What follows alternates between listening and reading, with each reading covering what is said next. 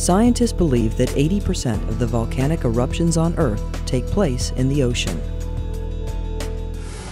Most of these volcanoes are thousands of feet deep and difficult to find. But in May of 2009, scientists captured the deepest ocean eruption ever found. Nearly 4,000 feet below the surface of the Pacific Ocean, in an area between Samoa, Fiji, and Tonga, the West Mata volcano was discovered. The explosions of molten rock were spectacular. This volcano was producing bonanite lavas, believed to be among the hottest erupting on Earth. Scientists also witnessed molten lava flowing across the deep ocean sea floor and spotted shrimp living near the volcano's most active areas.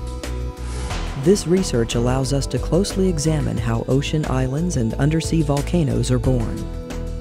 It may also shed light on how heat and matter transfer from the interior of the Earth to the surface, and how life adapts to some of the harshest conditions on our planet.